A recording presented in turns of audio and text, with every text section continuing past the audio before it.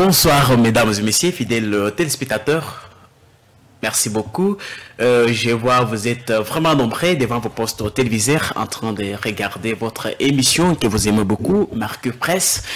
En tout cas, je suis aussi très content parce que quand vous êtes là, moi aussi j'existe. C'est votre émission, c'est notre émission. Sans vous, on ne peut pas fonctionner. Bon dimanche à tout le monde. Vous nous écoutez, vous êtes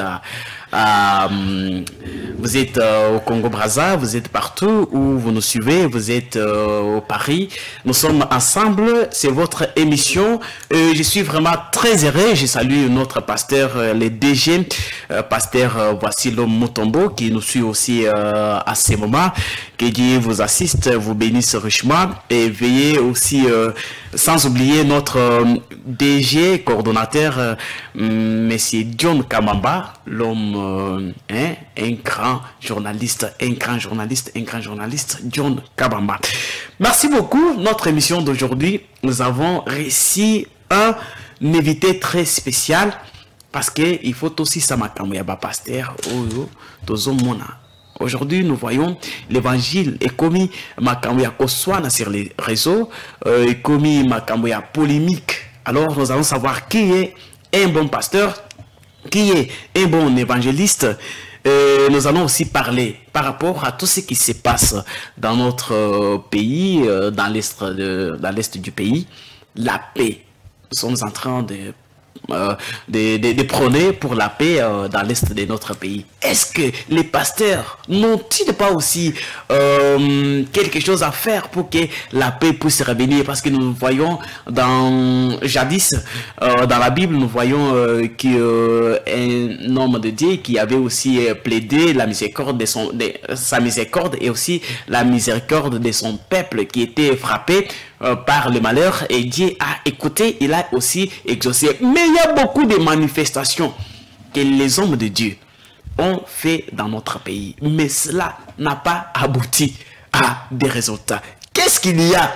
Ils ne sont pas des vrais hommes de Dieu. Qu'est-ce qu'il y a? Il faut faire quoi? Il faut faire quoi pour que la paix puisse revenir dans l'est de notre pays? Alors, ce soir, nous avons réussi l'homme de Dieu, Monsieur Meillard Mokambila, qui est le pasteur de l'Assemblée chrétienne du Réveil mondial, qui est aussi le DG de la jeunesse, IGECO en sigle. Alors, je m'avais de saluer. Bonjour, Monsieur Meillard, qui est pasteur. Bonjour, je voudrais rectifier. Je suis apôtre. Apôtre, ouais. Isaac Mokambila, de l'Assemblée chrétienne du Réveil mondial. Je suis le président national de la jeunesse de l'église du Réveil au Congo. Et puis, je suis membre de IGECO, qui est l'union de jeunes des différentes confessions religieuses. Merci beaucoup, surtout bien à toi. Confession religieuse. En tout cas, je suis vraiment très respecté d'avoir quand même répondu à notre invitation, d'être venu répondre à notre invitation. En tout cas, nous vous disons sincèrement merci. Merci. Vous êtes ici, nous avons quelques sujets que nous allons débattre pour vous. Aujourd'hui, c'est dimanche, vous étiez dans votre église? Oui, j'étais là. Vous avez prêché? Je n'ai pas prêché. Pourquoi?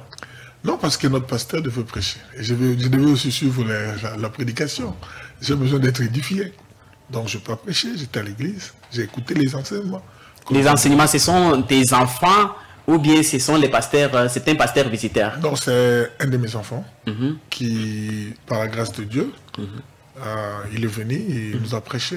Il a un grand ministère. Mais qu'est-ce qui fait qu'aujourd'hui, vos propres enfants, vos propres ministres que vous avez formés, après, il se rebelle, il part, il fait son église. Et qu'est-ce qui crée ça? Bon, moi, personnellement, je n'ai jamais encouragé la rébellion. Et j'ai toujours fui la rébellion. Donc, je me permets de m'organiser de manière qu'il n'y a pas de rébellion. Donc, la rébellion arrive souvent, c'est lorsqu'on veut rester les seuls maîtres. On ne sait pas voir que les enfants grandissent, ils deviennent adultes, responsables, de leur donner l'espace d'aller évoluer. Donc, il ne faut pas attendre qu'un enfant devienne grand, pour qu'un jour il éclate l'église.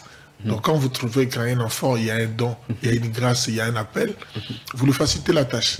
Vous l'appelez, vous reconnaissez, et vous lui donnez l'espace de commencer. Et quitte à lui de savoir si je reste dans la vision de mon père, ou je dois commencer ce que Dieu a mis à mon cœur. Qu'est-ce que vous avez fait pour commencer votre église?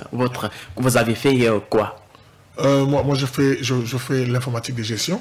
J'avais commencé en médecine, je fais l'informatique de gestion. À la médecine, je n'ai pas fini. On a eu quelques difficultés quand j'étais au campus, compte tenu de troubles à ce temps-là.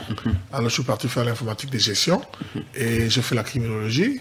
Je fais des formations de théologie. Beaucoup comme ça, ouais. Et maintenant, je viens de finir l'entrepreneuriat que je fais comme formation. Donc maintenant là, je suis encore à une autre formation. Donc je fais l'anglais. Je fais un peu beaucoup de choses. J'aime lire, j'aime me ressourcer, quoi. J'aime être à la page. Comment vous avez commencé votre église? Mon église, je l'ai commencé. Mon père spirituel a reconnu la grâce qui était en moi. Il a prié pour moi. C'était qui? C'était le docteur Ngoyangouba, le fait docteur Ngoyangouba. Il n'est plus, il est décédé. Donc, il a reconnu mon ministère. Il a prié pour moi. C'est comme ça que j'ai commencé mon travail. Est-ce que quand vous sentez en vous les dons, parce qu'il y a beaucoup de gens, par exemple aujourd'hui j'arrive à Pigeon ici, je vois qu'il n'y a pas une église.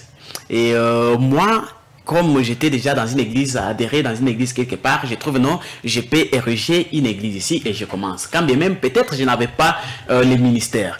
Est-ce que c'était les ministères? Qu'est-ce que vous aviez poussé à commencer votre église? Bon, moi, personnellement, quand je commençais, mon père spirituel d'abord, lui, a reconnu en moi un ministère. C'est mon père spirituel qui a commencé à me dire, je vois l'apostolat en toi. Alors, je vois l'apostolat car sous lui, dans notre organisation, l'église, c'était ASEM. J'allais ouvrir des églises, j'allais faire des cellules par-ci par-là. Je crois qu'en le faisant, je n'ai bâti à peu près 20. 20 églises, je commençais et l'église grandissait. On m'envoyait quelque part, je commençais, l'église grandissait et on changeait les gens. Et c'est à ça que papa a dit non, tu as une grâce. Et il a témoigné à l'église et il n'a pas hésité le jour où je lui ai dit, papa, je sentais que ce fait-là, de faire ce que Dieu m'a dit de faire. Il me dit, pour toi, je ne peux pas refuser, je sais que tu as une grande grâce. Alors, je te donne, vas-y, commence. Dès que tu commences, je viendrai voir le travail que tu fais et je prierai pour toi. Et c'est ce qu'il a fait. Et vous sentez que les dons est là? Pour confirmer les dons, c'est pas moi, c'est le travail. Et l'église est content de vous avoir comme pasteur? Oui, le Congo est content de m'avoir comme un pasteur. Est-ce qu'aujourd'hui... le monde entier, parce que je n'ai pas seulement fonctionné ici, j'ai fonctionné dans plusieurs nations, et j'ai bâti des églises dans plusieurs nations, par la grâce de Dieu, nous sommes érigés partout.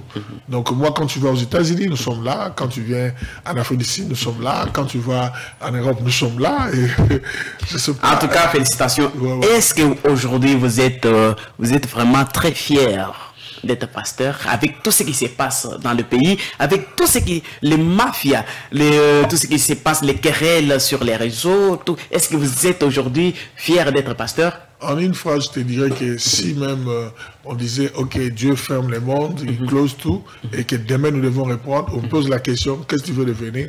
Je dirais, je veux être pasteur. Je crois que c'est un travail le plus noble de tout le travail. Ouais. Mais gérer les âmes, ce n'est pas quelque chose de facile. Nous ne les gérons pas par rapport à notre capacité. Nous les gérons par rapport aux dons que Dieu donne selon Éphésiens. Hein, Éphésiens, il dit, celui qui est monté au ciel, il est descendu, il a fait des dons aux hommes. Donc pour être pasteur, tu as un don pour le monde. Tu as un don pour les hommes. Donc pour être docteur, tu as un don pour les hommes. Tu veux être prophète, c'est pas que tu te fais prophète avec les songes, non. Donc c'est un don, Dieu fait, il dit, il a amené les captifs, c'est lui qui est descendu, c'est le même qui est monté, il a fait des dons aux hommes, il a amené les captifs. Donc nous sommes le ministère, les 5 ministères, apôtres, prophètes, docteurs, évangélistes, pasteurs, nous sommes établis pour le perfectionnement des saints. Donc nous avons un grand travail que le Seigneur a donné et nous travaillons dans la complémentarité. Donc il faut seulement reconnaître la grâce de l'autre. Là où le tien commence, ça se limite, il y a une autre personne qui prend les relèves. Homme de Dieu, vous allez d'abord nous parler, c'est quoi un pasteur? Parce que la plupart ne connaissent pas ce que c'est qu'un pasteur. qui est-ce qu'on peut appeler pasteur? Un pasteur, c'est un berger. Un pasteur, c'est un berger. Et le terme pasteur, le terme berger, il n'est pas utilisé seulement à l'église. Même ceux qui sont les éleveurs. Les éleveurs, on les appelle de pasteurs. Et c'est un terme, pasteur ou berger, il est utilisé et il prend les contextes pour lesquels il est employé. Mais d'emblée, quand on parle d'un pasteur, la première des choses, on voit celui qui est établi à la tête des brebis. Voilà, donc on appelle les enfants de Dieu des brebis. Le pasteur, c'est celui qui est établi. Et il a pour rôle de communiquer la vie et de garder, de protéger, de soutenir, d'enseigner, d'encadrer, d'instruire ceux qui sont devant lui. Il le fait au compte de Dieu, au compte du royaume des cieux. Car ce n'est pas son église, c'est l'église de Jésus-Christ, mais lui, il est mandaté pour un travail. Donc, il rendra compte de cela aussi. Mais aujourd'hui, l'État est en train de tout faire pour contrôler. Donc, tout homme de Dieu doit avoir quand même un petit brevet du séminaire. Est-ce qu'on peut dire que c'est les séminaires aujourd'hui qui forment les pasteurs ou bien c'est un appel qui vient de Dieu? Oui, le pastoral, c'est un appel.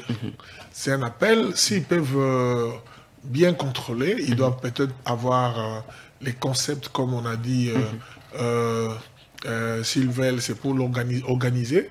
En tant que pasteur des églises, nous devons être contrôlés par l'État parce que nous faisons partie de la nation congolaise. Donc, étant une église locale, ne veut pas dire que vous êtes seulement contrôlé de Dieu. Vous êtes dans l'environnement des hommes, vous recevez les gens chez vous, les gens viennent à l'église, ils viennent de différentes familles. Et tous ces gens sont un peuple, ils ont un chef sur la terre et tout doit être organisé. Moi, je me dis, ce que le ministre fait, il n'a rien dérangé. Mais il cherche à organiser. Mais le danger, c'est que quand ils vont au-delà des capacités, de leurs capacités, ça veut dire, pour être pasteur, tu ne dois pas imposer des diplômes. D'abord, le pastorat, on ne le reçoit pas par une théologie. Non.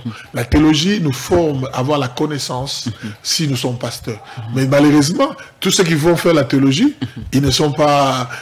il n'y a pas l'appel. Il y a des gens qui font la théologie par amour de théologie. Ils veulent lire la Bible, ils veulent comprendre. D'abord, la théologie, c'est quoi? La théologie, c'est la science qui étudie Dieu.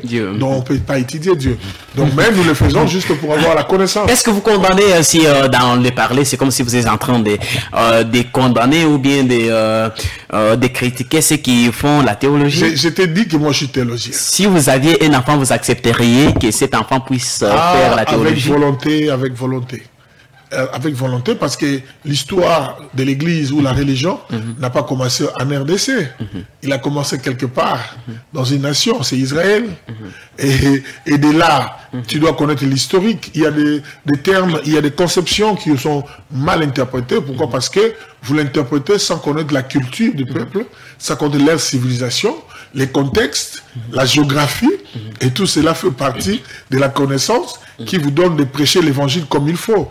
Donc tu vois, le problème c'est quoi? Quand tu ne connais pas la Samarie, tu ne connais pas Béthanie, tu connais pas... Mais comment tu vas travailler? Tu vas prêcher seulement comme ça. C'est comme ça qu'on écoute n'importe quoi au nom de la révélation.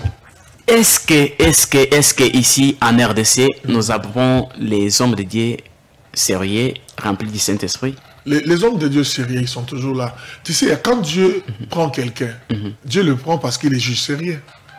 Dieu ne collabore pas avec n'importe qui. Le problème, c'est que... David était sérieux. David était très sérieux. Salomon était très sérieux. Après avoir marié... c'est lui qui les a appelés, qui les a mandatés, connaissait leur caractère. Malgré les péchés. Je vais vous dire une chose. Je vais vous dire une chose. Malgré les dégâts. Vous savez, l'appel de Dieu, même Moïse, quand Dieu l'appelle, Dieu savait que Moïse était un homme très colérique, et Moïse bégayait, mais il a appelé Moïse. Et il a dit, Moïse même se plaignait, il dit, ah, mais moi je ne sais pas parler, je n'ai pas la langue facile. Et de là, Dieu a dit, ok, viens, c'est moi qui t'ai appelé, je te donnerai Aaron comme frère, il sera comme ta bouche. Je donnerai quelqu'un qui sera comme ta bouche. Est-ce que vous pouvez me citer aujourd'hui même des grands hommes sérieux, remplis du Saint-Esprit, ici au Congo? Ils sont nombreux. Comme? Je ne fais pas la publicité. Vous citez seulement deux? Non. Ils sont nombreux. En commençant par moi. Non, à part vous. Ok. Vous citez seulement deux? Ils sont nombreux. Il y a Papa Kélan que je connais, je respecte beaucoup. Et qui encore? Et il y a le feu Vernon qui était là, je connais, je respecte beaucoup.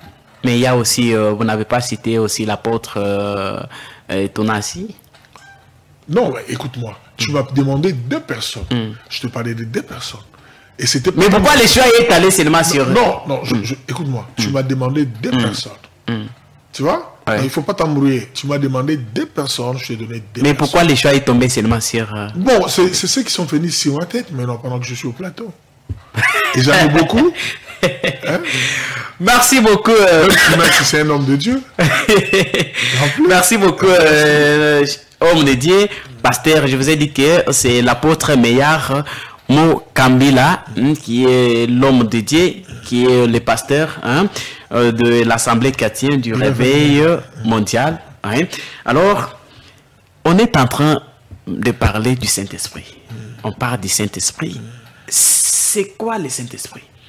C'est de parler en langue, parce que je vois, il y avait une personne qui m'avait dit que pour savoir que tu as le Saint-Esprit, en tout cas, tu dois parler en langue. Est-ce que normalement, qu'est-ce que c'est que le Saint-Esprit? D'emblée, déjà, quand tu parles du Saint-Esprit, le Saint-Esprit, c'est la personne, c'est une personne en Dieu. Moi, je crois à la Trinité. Je crois qu'il y a un Père, il y a un Fils, il y a le Saint-Esprit. Et je crois qu'il est Dieu. Tu vois, comme je dis, je ne crois pas qu'ils sont des dieux, mais je dis, je crois qu'il est Dieu. Donc, le 3 en 1, je crois à ça. Je crois à la dispensation. Donc, les différentes manières, les différents temps que le Seigneur a de différentes manières qui s'est manifesté devant son peuple. Comme un Père, comme le Fils, il vient pour sauver. Comme le Père, c'est le Créateur. Comme le Saint-Esprit, c'est lui qui doit nous conduire jusque dans la vie éternelle. Pasteur, comment est-ce que la Bible... Et le Saint-Esprit, c'est Dieu. Ah, le Dieu en personne. Dieu en personne, le Saint-Esprit. Mais sans le Saint-Esprit, si vous faites l'œuvre de Dieu sans lui, vous êtes... Parce que le Saint-Esprit vient d'abord pour nous enseigner, nous instruire. Et la motivation, c'est quoi? La Bible dit, allez partout, prêchez la bonne nouvelle, je serai avec vous. Et Jésus dit, il vous est avantagé que je m'en aille, afin que le Saint-Esprit vienne. Et que le Père vous a promis, et que je demanderai au Père de vous l'envoyer. Donc tu vois, et il dit, quand il sera en vous, il vous dira toutes choses, il vous enseignera. Donc le Saint-Esprit, c'est l'enseignant. C'est le professeur de la Bible. C'est le professeur de la chose. Qu'est-ce que la personne peut faire pour recevoir le Saint-Esprit? Pour recevoir le Saint-Esprit, la condition est c'est que vous acceptez Jésus comme Seigneur Sauveur et le Saint-Esprit vient s'y installer. C'est automatique. Accepter ou bien, je n'ai pas compris. Accepter Jésus comme Seigneur et Sauveur. Tu sais, le problème, c'est des concepts, des fois que nous utilisons. Nous ne voyons pas la profondeur. On ne doit pas rendre dur et difficile ce que Dieu a facilité. Surtout, nous sommes dans une alliance, pas comme l'alliance de Moïse, c'est pas comme l'alliance de David. Nous sommes dans une nouvelle alliance, avec une nouvelle alliance où Jésus a répandu son sang. Et dans notre communion, l'alliance, nous ne le faisons pas avec Moïse, nous faisons l'alliance avec Jésus. Hein? Donc, nous faisons quand on dit nous serons bénis en Abraham, pourquoi? Parce qu'Abraham a servi aussi à une époque de grâce. Comme Jésus nous a apporté la grâce. C'est ce que je veux que les gens comprennent. Merci beaucoup. Et le Saint-Esprit, quand vous le recevez, il apporte beaucoup de choses. Donc c'est ça. Est-ce que dans votre église, vous avez aussi les gens, la manière de... vous avez l'habitude de baptiser les gens? Oui, nous baptisons les gens. Au nom de? Au nom de Jésus. Et nous baptisons au nom du Père, du Fils et du Saint-Esprit. Est-ce qu'il y a la différence entre baptiser au nom du Père, Fils et du Saint-Esprit, au nom du Seigneur ou de Jésus-Christ?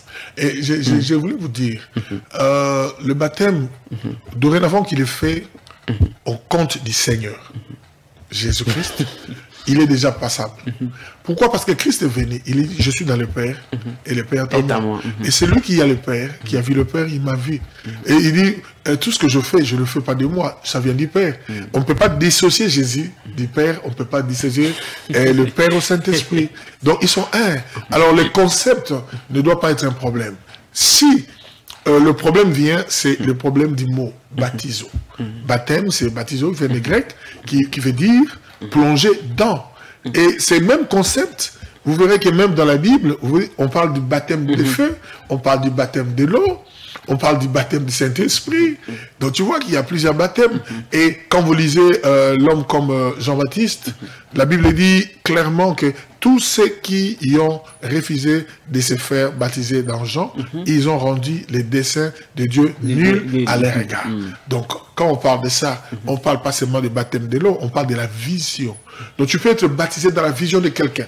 Donc, tu vois, les Français, des fois, quand nous manipulons, vous devez le prendre, chaque chose mettre à son contexte. Parce que le même mot, dans un autre contexte, il change carrément. Donc, vous risquez de dire ce que Dieu n'a pas dit. En tout cas, félicitations, merci beaucoup. Nous entrons maintenant surtout dans notre contexte d'aujourd'hui. Nous voyons les pays ne marchent pas par rapport à l'insécurité qui est dans l'est du pays. Vous-même, vous le savez, non? Je le sais, mais je vais te dire une chose. Vous savez, donnez-moi un pays où tout va bien. Je m'arrête là. Vous savez, je profite de l'occasion pour parler à ceux qui me suivent. Donc notre pays, tout va bien. Jésus dit, quand vous priez, dites que ton règne vienne. Ça veut dire que Dieu vienne régner avec nous sur la terre. Et je crois que ça doit être le souci de tout le monde. Que Jésus règne chez toi, dans ta maison, dans ta famille. Vous comprenez? Parce que quand il est question de désastre, vous verrez qu'aux États-Unis, il y a des désastres. Dernièrement, le pays le plus démocratique, les États-Unis, on a tiré sur Trump en public. Nous avons vu, gloire à Dieu, qu'il a été épargné de la mort.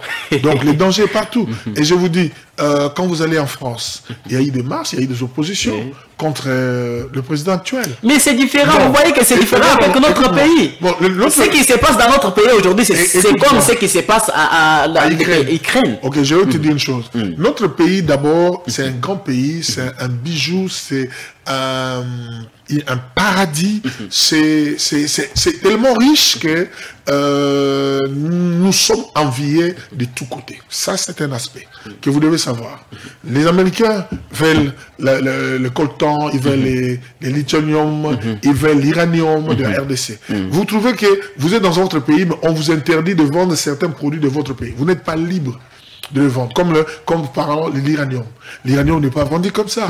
Mais il n'y a que de grandes puissances qui utilisent l'uranium. Mais il y a l'uranium en RDC, il y a le lithium now. Et maintenant, il y a, excusez-moi à l'anglais, il y a plusieurs minéraux. Il y a les coltans et les téléphones que nous fabriquons ici. Les téléphones qu'on fait ici. Ils ont besoin de ça pour faire des téléphones. Il y a beaucoup. Et nous sommes maintenant l'objet d'une complicité internationale. Ils ne peuvent pas nous laisser évoluer. Ils ne peuvent pas. Et voilà pourquoi ils ont imposé une guerre. Une guerre avec le Rwanda. Mais vous comprenez que le Rwanda, même s'il ressemblait sur force, rien que du point de vue population, de l'Est et la population du Rwanda, nous sommes plus nombreux. Donc nous pouvons écraser le Rwanda en une minute. Mais il y a des mains noires cachées derrière le Rwanda pour essayer de booster le Rwanda, déséquilibrer le pays. Vous savez ce que font les Blancs? Ils veulent nous mettre les marionnettes au pouvoir, des gens qui disent oui, oui, oui, pour qu'ils prennent ce qu'ils prennent, mais entre-temps, le peuple souffre. Et puis, laisse-moi vous dire, les Occidentaux n'ont aucun souci du bien-être congolais. Ça, vous devez le savoir. Nous avons vécu à l'étranger, nous avons parcouru les étrangers, nous sommes partis dans différents pays, ça ne nous tente plus. Mais je vous dis, l'Occidental n'a pas le souci. Les Congolais. Si ce n'est que les Congolais lui-même doivent s'organiser pour élever le pays. Et c'est ça les grands défis. Voilà pourquoi tu verras dans tout ce que je fais, on a écrit « Les Congo n'est pas à vendre ». C'était ça. C'était pour dire aux Congolais, alors écoutez, ne vendez pas votre pays sous n'importe quelle forme. J'ai regardé dans les réseaux sociaux une femme maraîchère. Elle va vendre ses haricots. Mais il prend les armes des belligérants, les armes des rebelles. Ils mettent là et il va les fournir. Mais elle est une paisible madame. Hein? Une maman qui a ses enfants. Mais il facilite pourquoi? Pour son intérêt propre. Le problème c'est quoi? La guerre que vous voyez, il nous est imposé, mais ils cherchent des Congolais faibles d'esprit. Ceux qui sont, ils n'ont pas le patriotisme, ils n'ont pas l'amour du pays, ils ont l'amour de leur poche. Qui ne sait pas que Nanga, à cause des intérêts personnels, qu'il est allé rejoindre la rébellion. Vous comprenez? Alors qu'il était un homme de Dieu, non, pasteur. Dire que Nanga c'est un pasteur, c'est faux. Nanga c'est un frère. Il est un frère, comme tous les frères. Et je vous dis, il est frère, moi je le crois que c'est un enfant de Dieu, mais ce qu'il fait, ça n'engage que lui. Mais nous, en tant que chrétiens, en tant que pasteur, moi je ne soutiens pas. Surtout que je suis un pasteur attaché à son pays. Et j'aime mon pays, j'aime mon peuple. Je n'ai pas un Congo à vendre. Non, je n'ai pas un Congo à vendre. ni de près ni de loin. Peu importe le montant. Et, tu sais, les gens croient, hein, les gens croient que ce qu'ils font. Nous aussi, nous avons été contactés par des gens qui peut-être voulaient... Par Nanga. Non, ne me fais pas dire ce qu'il ne faut pas dire. Nous avons été contactés il y a longtemps. Ça peut faire 20 ans. Que non, est-ce que vous voulez travailler ici, vous devez comme ça. Travailler, entrer dans la rébellion. Non, pas la rébellion. Travailler au pays, mais j'étais à l'étranger. Les gens qui me proposaient de venir travailler dans mon pays, c'était pas des Congolais. C'était des étrangers qui m'ont dit, mais on te voit, tu fais un bon travail au pays, mais est-ce qu'on peut te connecter pour travailler? Et tu sais comment j'ai dévié ça? J'ai compris que si j'avais accepté, je serais leur otage, je serais leur esclave, travaillant au Congo, mais pour eux. Je leur dis carrément, j'ai dit, bon, laissez-moi être pasteur. Et c'est ça. Donc vous avez refusé, donc, vous avez dit, je n'ai pas risqué comme Nanga là. Non. Nanga c'est aujourd'hui. Moi j'ai dit 20 ans. Vous alliez être plus que Nanga aujourd'hui. Non, écoute-moi. Le problème c'est quoi? Qui dit que la destinée de Nanga est plus grande que moi? Parce que moi je prêche l'évangile. Ma destinée elle est très importante. Vous savez, vous évaluez les gens par rapport à l'argent ou par rapport au diplôme. Chacun connaît sa valeur. Ouais. Je ne suis pas n'importe qui. Ouais. C'est lui qui m'a appelé, il connaît ma valeur. C'est pas pour rien que Dieu peut me faire confiance. Si le gouvernement ne me fait pas confiance, mais Dieu m'a fait confiance en m'établissant pasteur. Et je suis fier de l'être. Voilà pourquoi je parle ici. Ah oui. Merci beaucoup. Oui. C'était un grand homme de Dieu. Oui. Un homme bien, messieurs. Monsieur ou apôtre Béard, nous sommes ne souffrez pas de ça. J'aime bien lui appeler... Monsieur Béard. Non, j'aime bien vous appeler apôtre Béard. Mokambila, c'est un serviteur de Dieu qui sert Dieu dans la crainte de sa parole, qui marche dans l'intégrité et dans la crainte de la parole. Amen. Mais... homme de Dieu, vous n'avez pas répondu à notre question. Donnez-moi la question. Nous avons dit ceci. Oui. Que notre pays, il y a l'insécurité. Avec tout ce qui se passe ici, est-ce que les hommes de Dieu ne peuvent pas aussi se réunir, chercher, faire des prières, de sorte que votre Dieu puisse exaucer vos prières de façon que la paix entre dans notre pays? Tu es journaliste. Il faut suivre dans les réseaux sociaux. Je vous dis, il y a différentes intercessions qui se font de différentes points. Et pourquoi il n'y a pas la solution? Ne dire qu'il n'y a pas la solution. Qui a dit qu'il n'y a pas la solution? Mais il y a toujours je vais t'apprendre une chose. Il faut encore. Ça, tu m'appelles un homme de Dieu. Israël qui a vécu dans l'esclavagisme, il a fait combien d'années? Beaucoup d'années. Ils n'ont pas prié. Qu'est-ce que Dieu a dit? J'ai entendu les cris. Voilà pourquoi je suis descendu. Dieu entend le cri des Congolais. La guerre là s'arrêtera. La guerre s'arrêtera. Et miraculeusement s'arrêtera. Parce que ceux qui vont avec les armes, nous les soutenons dans la prière. Notre armée, nous soutenons le ministre, nous soutenons notre gouvernement, nos chefs de l'État, pour que la guerre s'arrête. Mais je vous dis que nos prières ne sont pas dans un corbeil que Dieu jette comme une poubelle. Non. Les prières de justes et de saints sont écoutées par Dieu. Le problème, c'est que quand vous dites comme ça, vous enlevez même la foi dans l'esprit des chrétiens. Mais je vous dis, moi je crois que cette guerre va s'arrêter. Et il s'arrêtera miraculeusement. Je vous le dis la vérité. Mais... Et celui qui voudra compliquer, sa vie sera compliquée. Amen. Et lui et ses enfants et sa famille. Amen, amen. Ouais. Mais, pasteur Romeleti, quelle manière la paix, par quel canal la paix peut revenir dans l'est de notre pays? Par la diplomatie ou bien par la guerre contre la guerre? Laissez-moi vous dire... Parce qu'on a dit ici, il faut déclarer la guerre. Même le président lui-même lui avait dit que si peut-être il va encore écouter quelque chose là-bas, comme il va déclarer la guerre. Merci. Par quel canal la paix peut revenir? Par cette question, j'ai autant de réponses. Mais je te les donne. D'abord, la paix, c'est Jésus qui les donne. Ça, c'est un. Ok. Deuxièmement, quand vous parlez de la paix, la Bible dit, non, les hommes, la Bible dit, qui veut la paix prépare la guerre. Donc, la guerre pourrait aussi amener la paix. Vous comprenez? Merci. Donc, en d'autres termes, la diplomatie aussi. La diplomatie aussi, ça fait partie d'un élément qui peut apporter la paix. Donc, dans tous les niveaux, nous devons travailler pour la paix de notre RDC. Mais le grand problème, c'est quoi? Les Congolais ont tellement prédit, notre Congolais, nos frères, ils ont tellement perdu le sens de patriotisme. Ce qui a été vulgarisé dans les écoles, je crois que